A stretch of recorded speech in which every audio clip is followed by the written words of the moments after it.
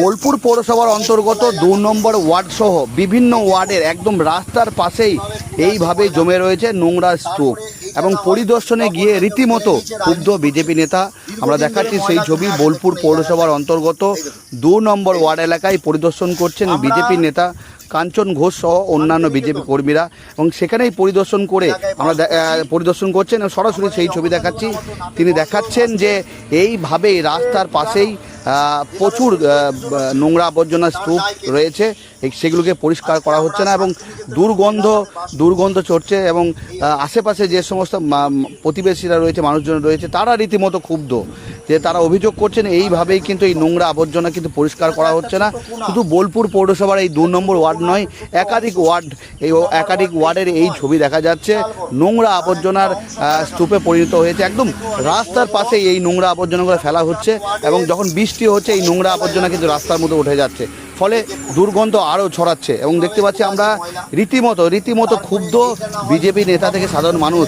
শান্তিনিকেতনের বিভিন্ন জায়গাতে এই ছবি দেখা যাচ্ছে, নোংরা আবর্জনার স্তূপে পরিণত হয়েছে এবং আমরা দেখতে পাচ্ছি যে এইভাবেই কিন্তু এই রাস্তা ধারে যে নোংরা আবর্জনাগুলো ফেলা হয়েছে সেই নোংরা আবর্জনাগুলো অনেক সময় পুড়িয়ে ফেলা হচ্ছে এবং পরিবেশ দূষণ হচ্ছে, এমনই অভিযোগ করছেন বিজেপি নেতা। এবং তিনি সরাসরি আমরা দেখাচ্ছি যে একদম আঙুল দিয়ে দেখাচ্ছেন যে এইভাবে রাস্তা যে নোংরাগুলো ফেলা হয়েছে এগুলো কিন্তু পরিষ্কার করা হচ্ছে না এবং তিনি অভিযোগ করছেন যে এই সরাসরি এই যে নোংরা আবর্জনাগুলো রয়েছে বিভিন্ন ওয়ার্ড এলাকায় পরিষ্কার করা হচ্ছে না। সেইগুলো যদি পরিষ্কার না করা হয় সেক্ষেত্রে পরবর্তীকালে আরও প্রশাসনিক ব্যবস্থা নেওয়া হবে, সেইভাবেই হুঁশিয়ারি দিয়েছেন বিজেপি নেতা। আমরা এই মুহূর্তে সেই ছবি দেখাচ্ছি বোলপুর পৌরসভার ২ নম্বর ওয়ার্ড এলাকায়। এই ওয়ার্ড শুধু ২ নম্বর ওয়ার্ড নয়, একাধিক ওয়ার্ডে এই ছবি উঠে আসছে এবং সরাসরি অভিযোগ করছেন যে রাস্তার পাশে এইভাবে যে নোংরা আবর্জনাগুলো মজুত করা হচ্ছে, একটা নির্দিষ্ট জায়গাতে যাতে এই নোংরা আবর্জনাগুলো ফেলা হয় সেই বিষয়ে কিন্তু বিজেপি নেতা পরিষ্কার করে দিয়েছেন।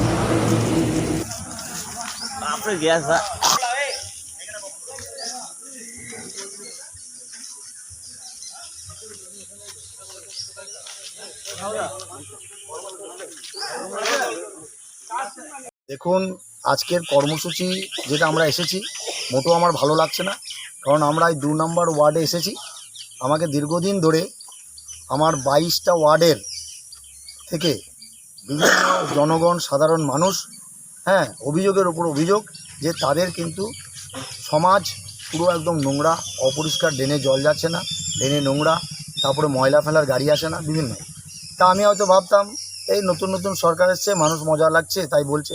তা আমি আজকে স্বচক্ষে এবং আমার কার্যক্রম হচ্ছে ২২টা ওয়ার্ডেই আমি এই পরিদর্শন করব যে কিভাবে এদের কথাটা কতটা সত্য। তা আজকে ২ নম্বর ওয়ার্ডে আমি এসেছি এই গণেশতলাতে। তো গণেশতলাতে এসে যা দেখছি যে আমাকে নাকে কাপড় দিয়ে ঢুকতে হচ্ছে, এত দুর্গন্ধ।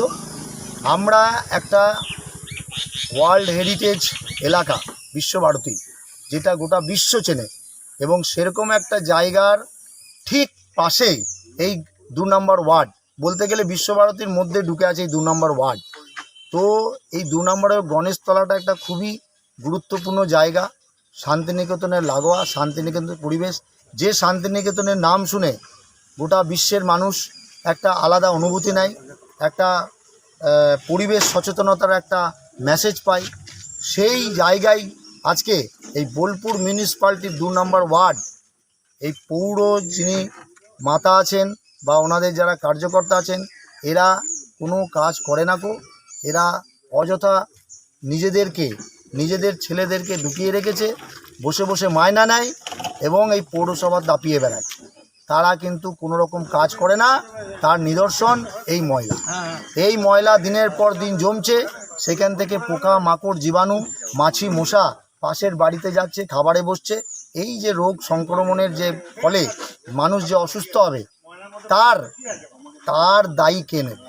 আমি বলতে চাই তার দায় কে নেবে? আজকে ডেঙ্গু সচেতনতা নিয়ে মিউনিসিপ্যালিটি একগুচ্ছ মেয়েকে পাঠিয়ে দিয়েছে ডোর টু ডোর। তাহলে এই ডোর টু ডোর পাঠিয়ে তাদের লাভ কি? যারা সমাজকে পরিষ্কার রাখতে পারে না, যারা সমাজকে নোংরায় ভরে দেয়, তারা বড় বড় কথা বলে, ঢং করে বেড়ায়। এরা সরকারের বিভিন্ন রকমের কর্মসূচিকে নিয়ে বাড়ি বাড়ি গিয়ে ঢং করে। এরা আদৌ কোনো সমাজ সচেতনতার বা পরিষ্কারমূলক কাজ করে না। আজকে 4 তারিখের পর থেকে বিভিন্ন ওয়ার্ডে যে সমস্যা, লাইট জ্বলে না, জল, এই যে আমাদের যে কেন্দ্রীয় প্রকল্প, হ্যাঁ, হাড় ঘাড় পানি, মানে ঘর ঘর জল, প্রতিটা ঘরে জলের যে ব্যবস্থাপনা, হ্যাঁ, সেই ব্যবস্থাপনাটা কিন্তু ওরা ঘর ঘর না করে এই সমস্ত জিনিসগুলোকে তারা আত্মসাৎ করেছে।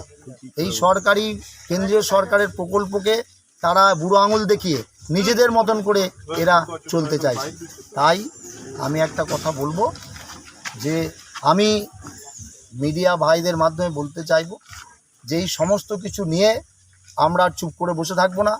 বিশেষ করে আমি প্রতিটা ওয়ার্ডে যাব, আমি পর্যবেক্ষণ করব, আমাদের বুথ প্রেসিডেন্ট থাকবে, আমার শক্তি প্রমুখ থাকবে, সেই অঞ্চলের আমার জেলা পদাধিকারী থাকবে, তাদেরকে নিয়ে আমি সেখানে পরিদর্শনে যাব এবং এইটা আমাদের এই অভিযান প্রতিটা ওয়ার্ডই হবে, 22টা ওয়ার্ডই হবে। এবং আমি এই ধরনের কাজের জন্য বোলপুর পৌরসভার চেয়ারপারসনকে ধিক্কার জানাই। আপনি কি বলতে চান তাহলে ওয়ার্ড কাউন্সিলর কি কাজ করে নাই? ওয়ার্ড কাউন্সিলর যদি কাজ করে থাকে তাহলে কেন তারা পালিয়ে বেড়াচ্ছে?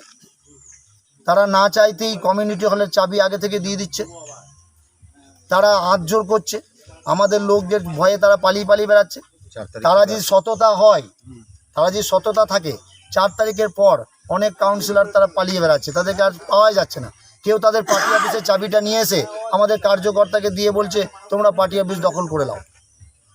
বিজেপি কোনোদিন তৃণমূলের পার্টি অফিস দখল করে পার্টি অফিস করবে না। বিজেপি পার্টি অফিস ছাড়াই ক্ষমতা এসছে, ততএব বিজেপি পার্টি অফিস ছাড়াই সংগঠন চালাবে। আর বিজেপির পার্টি অফিস হবে প্রতিটা ওয়ার্ডে হবে, কিন্তু বৈধভাবে হবে। অবৈধভাবে কারুর জায়গা দখল করে, সরকারি জায়গা দখল করে, কারুর দোকান দখল করে, কাউকে উৎপীড়িত করে আমাদের বিজেপি পার্টি অফিস হবে না। আর তৃণমূলের পার্টি অফিস দখল করে তো পার্টি অফিস হবেই না। এই হচ্ছে আমাদের বক্তব্য। আর আমি বলবো যে যারা আমাদের এই সমস্ত কাজকর্মের সঙ্গে যুক্ত হচ্ছে এবং বিজেপির নাম করছে, তারা বিজেপি নয়। তারা 4 তারিখের পর গেরুয়া রং মেখে এসে তারা বিজেপি সাজার চেষ্টা করছে। এই ধরনের মানুষ থেকে আমি আমাদের কার্যকর্তাদের বলবো আপনারা সাবধান থাকবেন। আপনার নামও বলছি। আমি কাঞ্চন ঘোষ, আমি টাউন সভাপতি বলছি।